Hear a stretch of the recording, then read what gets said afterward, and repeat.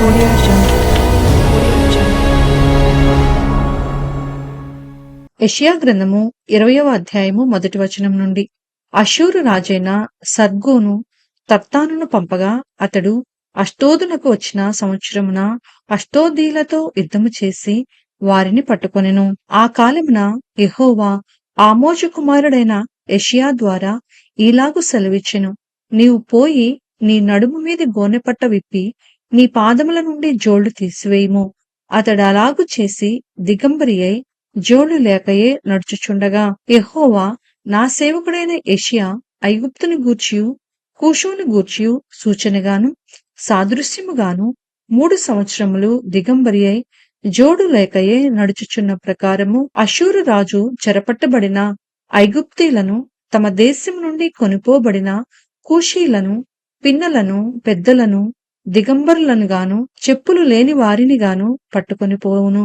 ఐగుప్తీలకు అవమానమగునట్లు పిరుదుల మీది వస్త్రమును ఆయన తీసివేసి వారిని కొనిపోవును.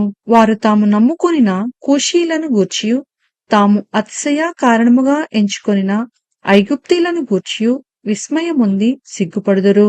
ఆ దినమున సముద్ర తీర నివాసులు అష్షూరు రాజు చేతిలో నుండి విడిపింపబడవలెనని సహాయము కొరకు మనము పారిపోయి ఆశ్రయించిన వారికి ఈలాగు సంభవించినదే, మనమెట్లు తప్పించుకొనగలమని చెప్పుకొందురు.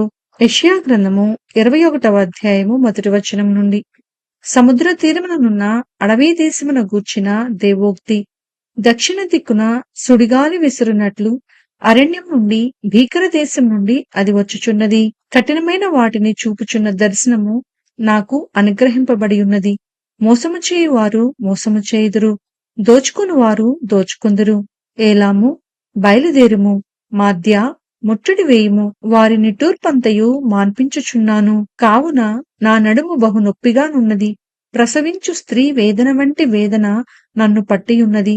బాధచేత నేను వినలేకుండానున్నాను, విభ్రాంతి చేత నేను చూడలేకుండానున్నాను. నా గుండె తటతటా కొట్టుకొనుచున్నది, మహాభయము నన్ను కలవరపరుచుచున్నది. నాకిష్టమైన సంధ్యవేళ నాకు భీకరమాయెను. వారు భోజనపు బల్లను సిద్ధము చేయుదురు, తివాసీలు పరతురు, అన్నపానములు పుచ్చుకొందురు.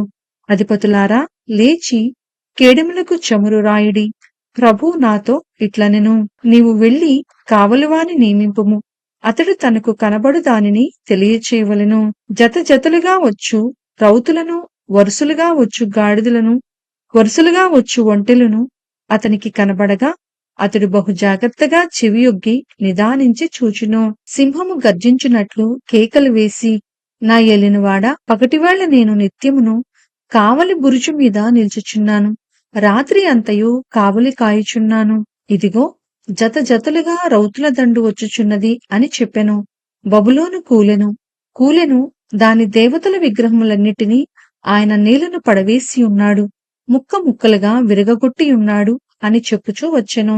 నేను నూర్చిన నా ధాన్యమా, నా కళ్ళంలో నూర్చబడిన వాడా, ఇజ్రాయేలు దేవుడును సైన్యములకు అధిపతియునగు యెహోవా వలన నేను వినిన సంగతి నీకు తెలియచెప్పి ఉన్నాను. దూమాను కూర్చిన దేవోక్తి. కావలివాడా, రాత్రి ఎంత వేళైనది, కావలివాడా, రాత్రి ఎంత వేళైనది అని ఒకడు సెయ్యూరులో నుండి కేకలు వేసి నన్ను అడుగుచున్నాడు. కావలివాడు ఉదయం నగును, రాత్రియు నగును. మీరు విచారింపగోరిన ఎడల విచారించుడి, మరలా రండి అనుచున్నాడు. అరేబియాను కూర్చిన దేవోక్తి.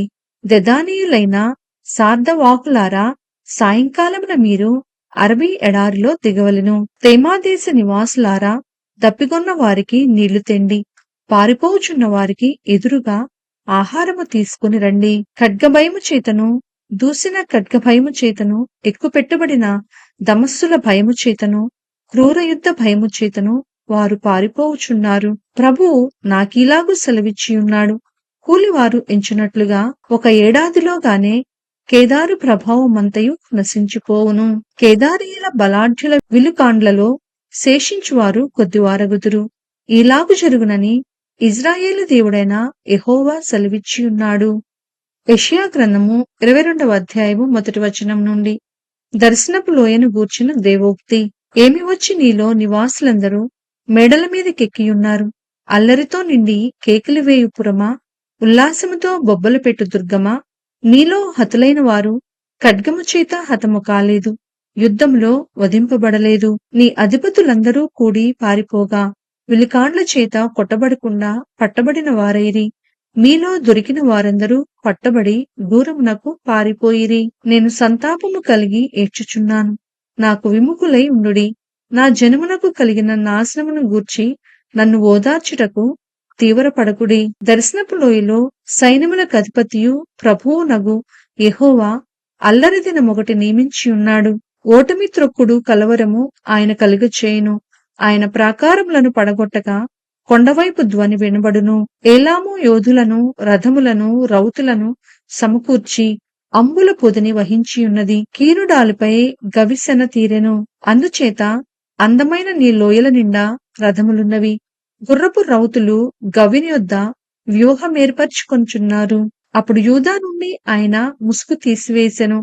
ఆ దినమున నీవు అరణ్య గృహమందున్న ఆయుధములను కనిపెట్టితివి. దావీదు పట్టణపు ప్రాకారము చాలా మటుకు పడిపోయినదని తెలుసుకొని దిగువనున్న కోనేటి నీళ్లను మీరు సమకూర్చితిరి. యెరూషలేము ఇండ్లను లెక్కపెట్టి ప్రాకారమును గట్టి చేయుటకు ఇండ్లను పడగొట్టితిరి. పాత కోనేటి నీళ్లు నిలుచుటకు ఆ రెండు గోడల మధ్యను చెరువు కట్టితిరి. అయినను దాన్ని చేయించిన వాని వైపు మీరు చూచిన వారు కారు. పూర్వకాలమున దాని నిర్మించిన వానిని మీరు లక్ష్య పెట్టకపోతిరి. ఆ దినమున ఏడ్చుటకును, అంగలార్చుటకును, తలబోడి చేసుకొనుటకును, గోనెపట్ట కట్టుకొనుటకును సైన్యములకు అధిపతియు ప్రభువునగు యెహోవా మిమ్మును పిలువగా, రేపు చచ్చిపోదుము కనుక తిందము త్రాగుదము అని చెప్పి ఎడ్లను వధించుచు, గొర్రెలను కోయిచు, మాంసము తినుచు, ద్రాక్షారసము త్రాగుచు మీరు సంతోషించి ఉత్సహించుదురు.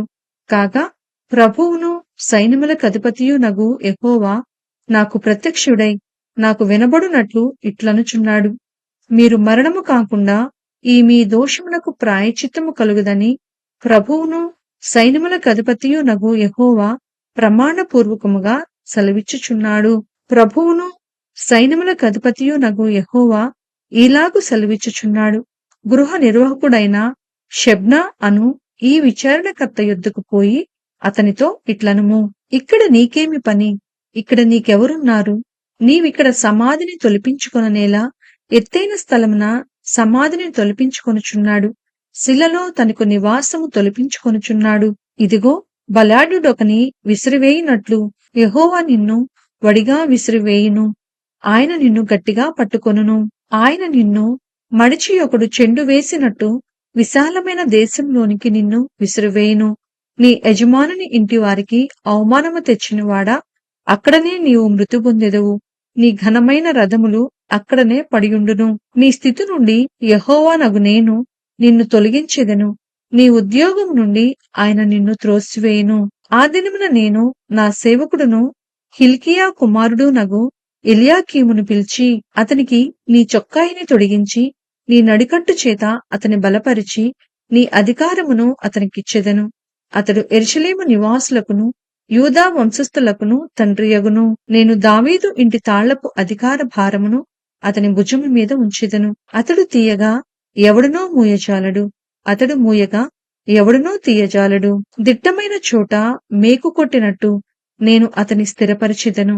అతడు తన పితరుల కుటుంబమునకు మాన్యత గల సింహాసనముగా నుండును. గిన్నెల వంటి పాత్రలను, బుడ్ల వంటి సమస్తమైన చిన్న చెంబులను అనగా అతని పితరుల సంతాన సంబంధులకు పిల్లజల్లలందరినీ అతని మీద వ్రేలాడించెదరు. సైన్యములకు అధిపతియోగు యెహోవా ఈలాగు సెలవిచ్చుచున్నాడు. ఆ దినమున దిట్టమైన చోట స్థిరపరచబడిన ఆ మేకు ఊడదీయబడి తెగవేయబడి పడును. దాని మీదనున్న భారము నాశనమగును. ఈలాగు జరుగునని యెహోవా సెలవిచ్చి ఉన్నాడు.